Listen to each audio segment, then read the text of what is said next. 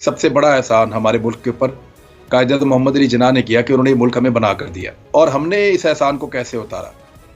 एक दफ़ा हमने आधा मुल्क तोड़ दिया और जो बाकी बचा हुआ आधा मुल्क है उसके साथ इतने तजुर्बे किए कि जो टूटा हुआ आधा मुल्क था जिसको हम अपने ऊपर बोझ समझते थे वो हमसे बहुत आगे निकल गया। ये वो दिन हमने देखना था जब इस्लामाबाद के होटल भी महफूज नहीं थे। किस मुंह से अब आपकी एम्बेसियां बंद होनी शुरू हो जाए, भागना शुरू हो जाए, क्योंकि अमेरिकन ने तो कह दिया मैरियट में ना जाए।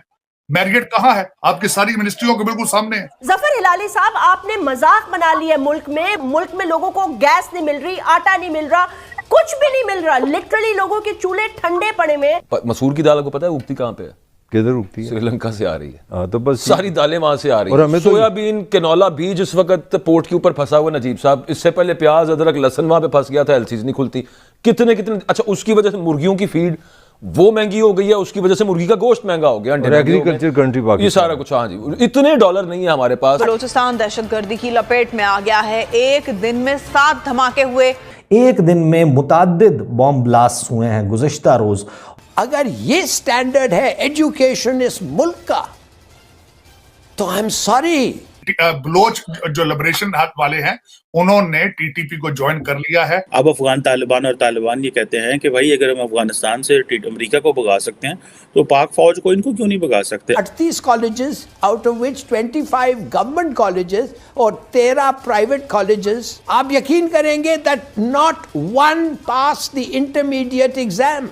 एक लड़के ने या लड़की ने पास नहीं किया। आईटी सॉफ्टवेयर इंडिया को कंपेयर करें, अपने आप को करें, कोई इंजीनियर्स ट्रेन नहीं हो रहे भाई। We have a young population भाई। Economist get hold of a bloody. अभी देखें कि पाकिस्तान के अंदर जो मेन एक मैरियट होटल है इस्लामाबाद के अंदर, उसके ऊपर यूएस एम्बेसी जो है उसने रिस्ट्रिक्शन कर दी है कि वो वहाँ पे ना जाएं।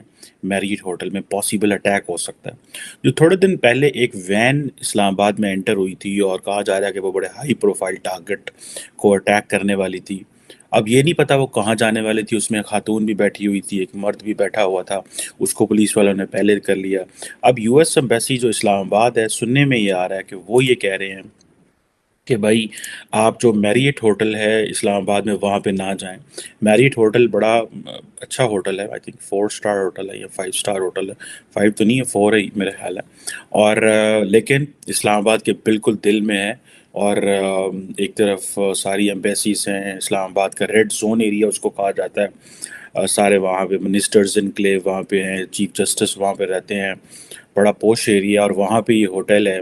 और अमेरिकन एम्बेसी ये कह रही है कि आप जो अमेरिकन यूएस एम्बेसी का जो स्टाफ है, जो यूएस गवर्नमेंट का स्टाफ है, वो वहाँ पे ना जाए। जय हिंद दोस्तों। तो इस वीडियो में बात हो रही है कि पाकिस्तान को यूएस ने वार्निंग जारी की है कि बड़ा हमला पाकिस्तान में हो सकता है। हालांकि ये वार्निंग है, कन्फर्म नहीं है, लेकिन कुछ खुफिया एजेंसियों के इनपुट मिले होंगे अमेरिका को, जिस कारण से उन्होंने पाकिस्तान को वार्निंग दी है। और वहाँ पर जो यूके और यूएस की जो एम्बेसी हैं उन पर भी वहाँ पर उनकी सिक्योरिटी बढ़ा दी गई है।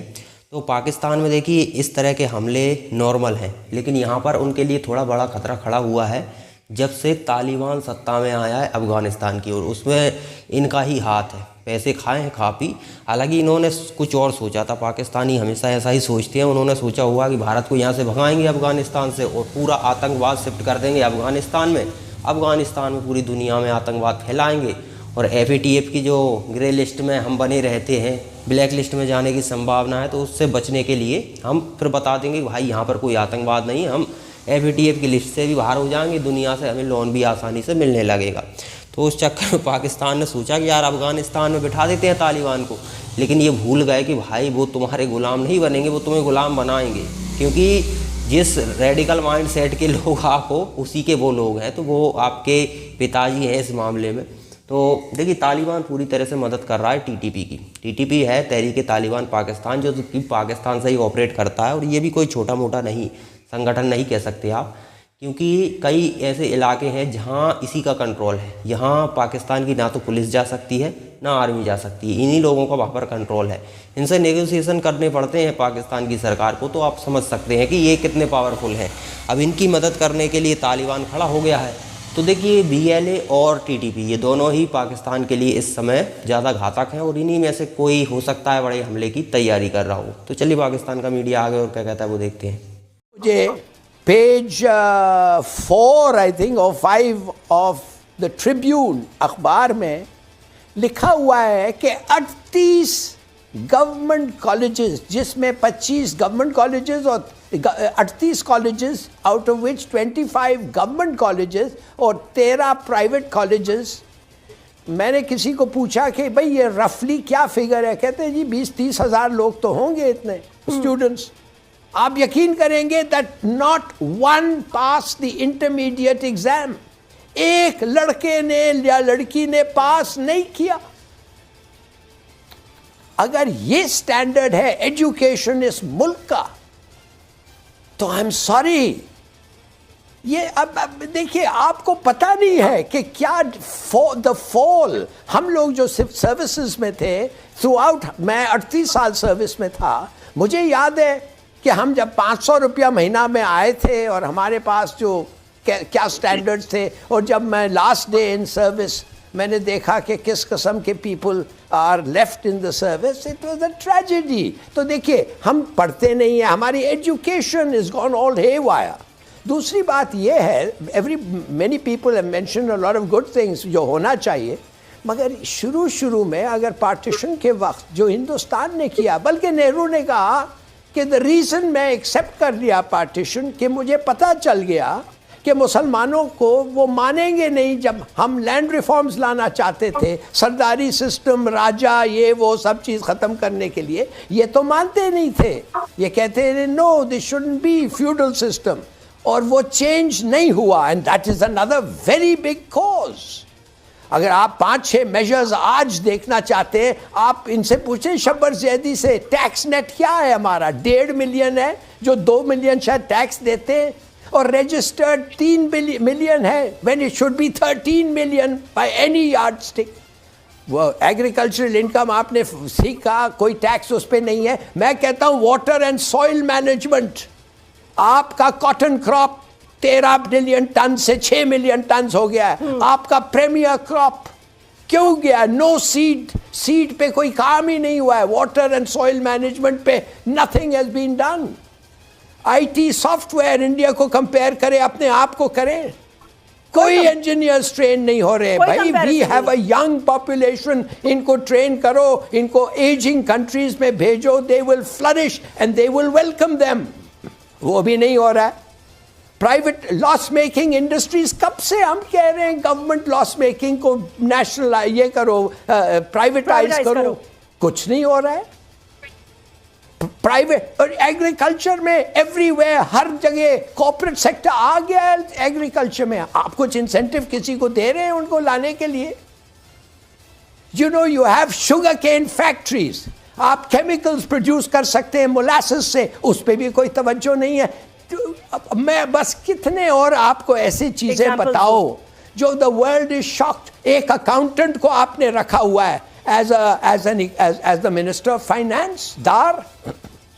भाई economist, get hold of a bloody economist बहुत हैं, और अगर आपके पास मुल्क के अंदर नहीं है तो फॉरेनर्स को ले आए, क्या बड़ी बात है? आप क्रिकेट कोचेस फॉरेनर्स को लाते हैं तो ले आए। हाँ भाई, आपकी मईशत का सवाल है ना, बाहर बनाए। पाकिस्तान की मईशत का सवाल है। तो दोस्तों, यूएस के द्वारा वार्निंग तो जारी कर दी गई, लेकिन पाकिस्तान इसे सीरियसली नहीं लेगा, क्योंकि सीरियस लेने के लिए कभी कभार कुछ हो तो सीरियस लिया भी जाता है। पाकिस्तान में ये नॉर्मल सी चीज़ें हैं, क्योंकि देखिए आप आए दिन कहीं ना कहीं बम ब्लास्ट तो होते ही रहते हैं, तो एक थोड़ा बहुत बड़ा धमाका और हो जाएगा, इससे क्या फ़र्क पड़ेगा? 4-5 दिन के धमाके एक साथ मिला दिए जहाँ, तो एक दिन में इतना बड़ा धमाका हो जाएगा। इससे ज़्यादा कुछ होना जाना है नहीं पाकिस्तान में। और पाकिस्तान में देखिए आर्मी के हाथ में कुछ खास कंट्रोल नहीं है। आतंकवादी जितने भी पाकिस्तान में संगठन हैं, वो सभी इन पर हावी रहते हैं, इनकी आर्मी पर। इनकी आर्मी पावरफुल किनके लिए है? आम पब्लिक के लिए। किसी की ज़मीन कब्जानी हो, बिजनेस तो करते ही हैं हर तरह का, भ्रष्टाचार करना हो, मतलब जो इलीगल तरह के काम करने हो, उसमें इनकी आर्मी एक्सपर्ट है। देश की सुरक्षा को छोड़कर पाकिस्तान की आर्मी से आप जो चाहे वो करवा सकते हैं, उस मामले में वो एक्सपर्ट है। तो पाकिस्तान की आर्मी यही काम करने में लगी रहती है। बाकी आतंकवादियों का सफाया करना हो, इनका सफाया करने की क्षमता पाकिस्तान की आर्मी में नहीं है। तो पाकिस्तान को ये तो अब झेलना ही पड़ेगा। देखिए, जिस तरह के वृक्ष आपने बोए हैं उसी तरह के फूल उनमें लगने वाले हैं। अब आपने बबूल का वृक्ष बोया है तो उसमें कांटे की तरह ही फूल लगेंगे, वो फूल भी कांटा ही होगा। तो आप उम्मीद नहीं कर सकते कि पाकिस्तान में कुछ अच्छा होगा। इसी तरह के धमाके होंगे, क्योंकि आपने ऐसे लोगों को अपने देश में स्पेस दिया है भारत को ख़त्म करने के चक्कर में। भारत तो ख़त्म नहीं हुआ, उल्टा आपको इनका अब नुकसान हो रहा है।